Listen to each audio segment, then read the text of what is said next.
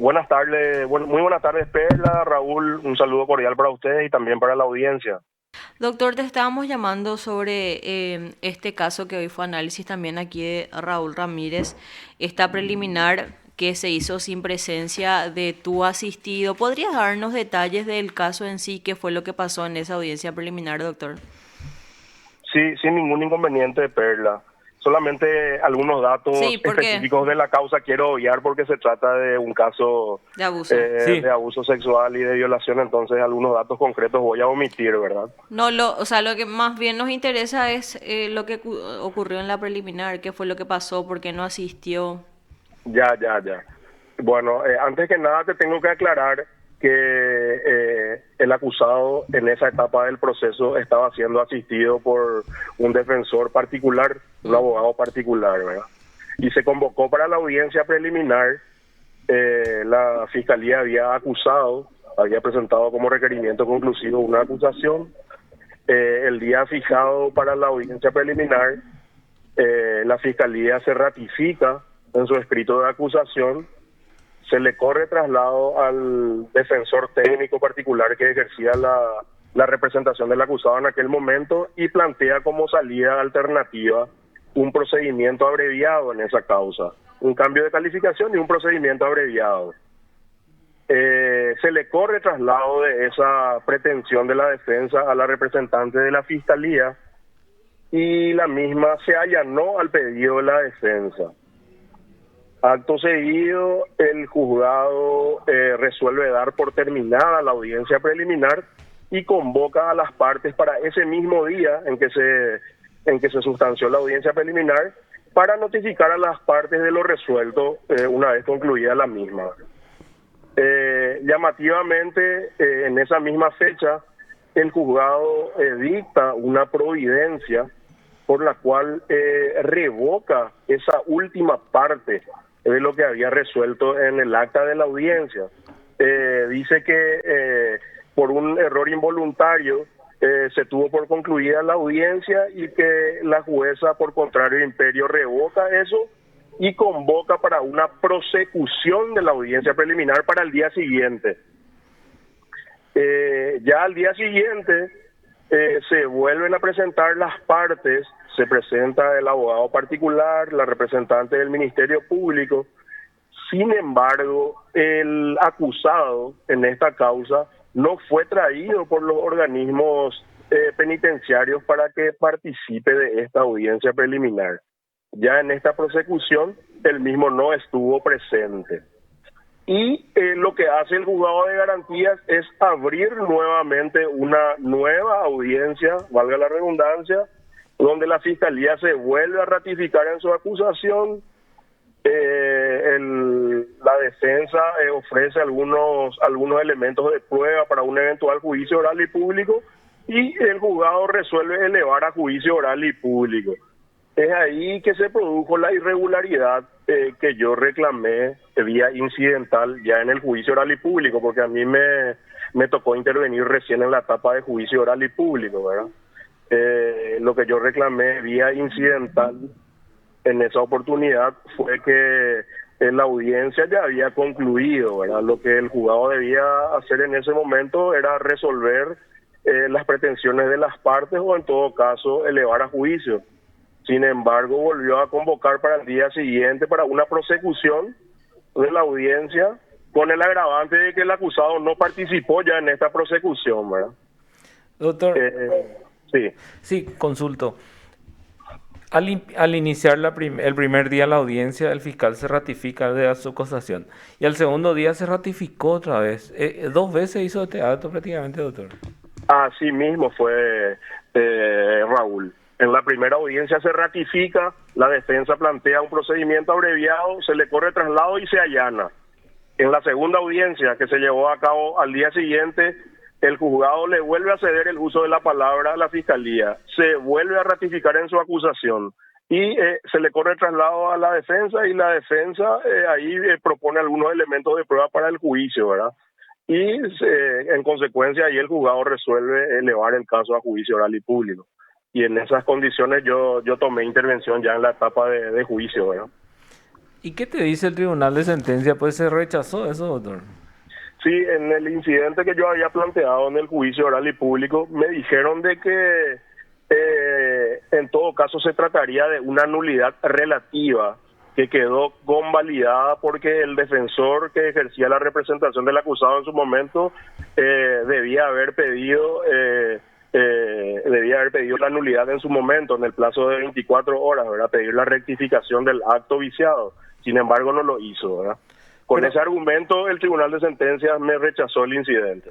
Y doctor, ¿cómo podría ser de repente eso el abogado siendo que el auto de apertura es inapelable? Y efectivamente, el Tribunal de Sentencias yo creo que también cometió una equivocación al calificar esta cuestión como una nulidad relativa. Una de esas cuestiones es que el auto de apertura es inapelable y por otro lado, cómo la misma defensa va a pretender convalidar un acto, ¿verdad? La defensa está ahí para lógicamente velar que se cumplan las formalidades y se respeten todas las garantías procesales. Y si no se cumplen, lógicamente esas circunstancias juegan a favor del procesado, ¿verdad? Ya. Y esto salió al final, le dieron 20 años de los 5 que supuestamente querían darle en la preliminar. Al final pasan a 20 y vos te fuiste a segunda instancia, doctor. Así mismo fue. El acuerdo al que se había arribado en la preliminar, primeramente con la Fiscalía, era un abreviado con una condena de 5 años.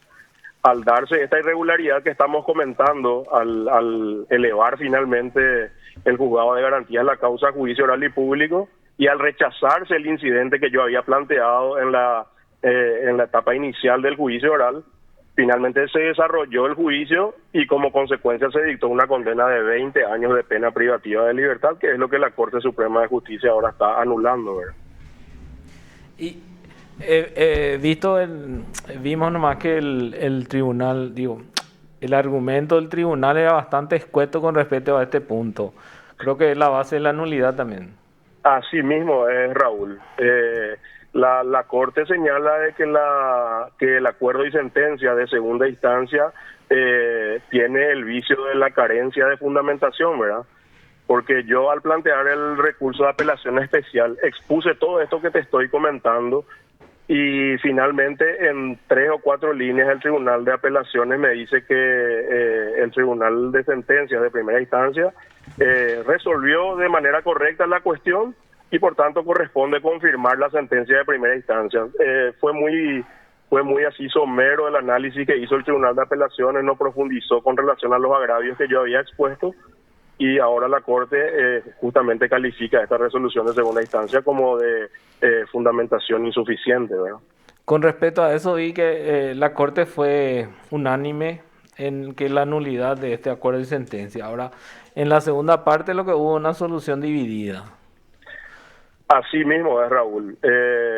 Los miembros de la Sala Penal coincidieron en declarar la nulidad absoluta del acuerdo y sentencia de segunda instancia, pero en mayoría, con 2 votos a favor, resuelven retrotraer el proceso a la etapa de la audiencia preliminar para que se haga una nueva audiencia preliminar. Sin embargo, la integrante de la Corte Suprema de Justicia que votó en minoría resolvió anular la sentencia de segunda instancia, pero confirmar la de primera. Es decir, planteó ella una solución diferente por una cuestión de celeridad procesal y todo ese tipo de cuestiones. Doctor, pero sí.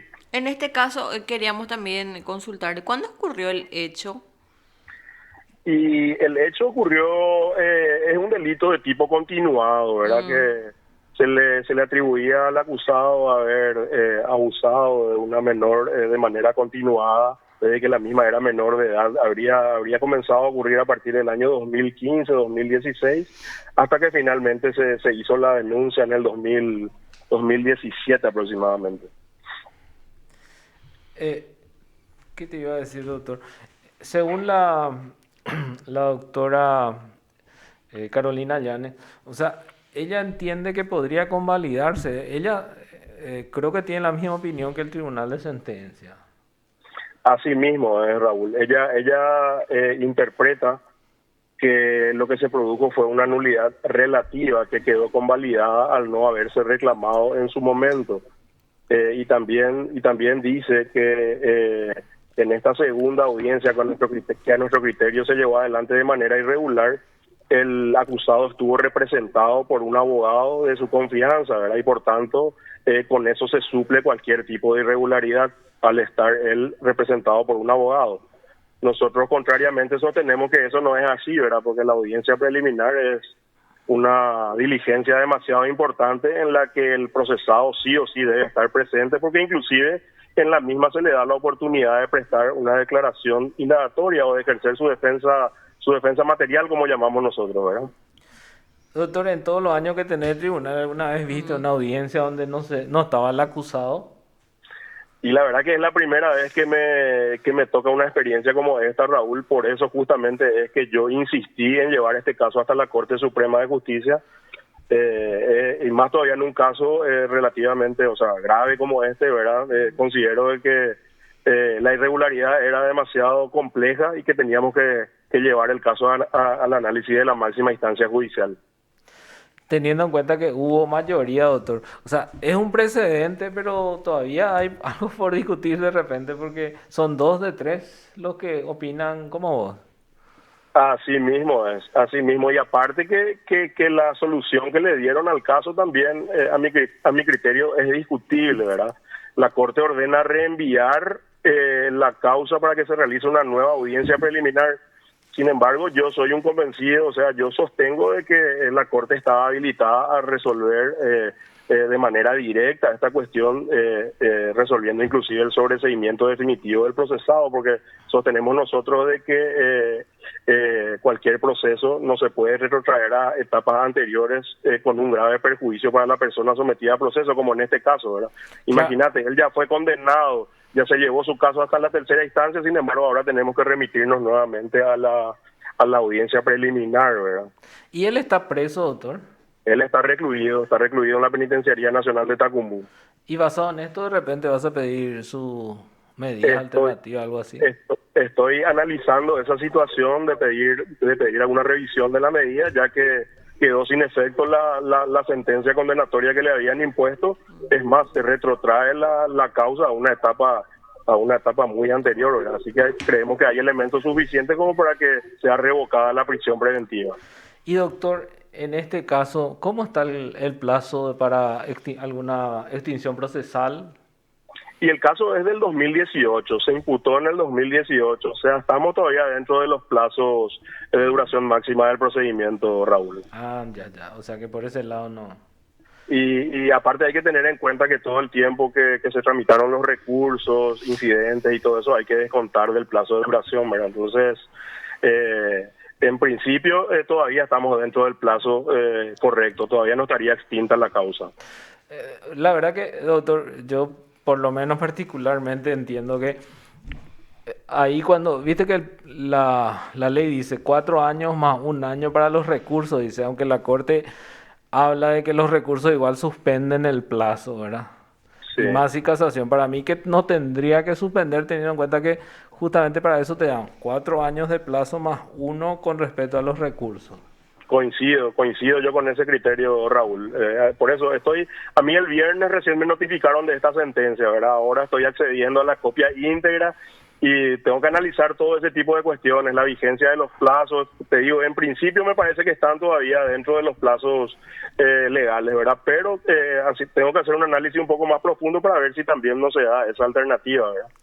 Doctor, ¿qué juez tuvo este caso? ¿Qué jueza tuvo este caso a garantía? El juzgado de primera instancia, juzgado penal de garantías número 3 era, pero el nombre del juez no estoy recordando, Raúl, pero es el juzgado originario del juzgado penal de garantías número 3. Ya, el que antes era Oscar Delgado. El que antes era de Oscar Delgado, tengo entendido que fue un juez o una jueza interina, sí, la que llevó adelante la audiencia preliminar. Muchísimas gracias, doctor, creo que nos ilustraste bastante en este caso. A las órdenes de siempre, Raúl, un saludo para ustedes y que tengan éxito en su programación. Gracias, doctor. Gracias, doctor, muy amable. Lo escuchaste aquí en PDS.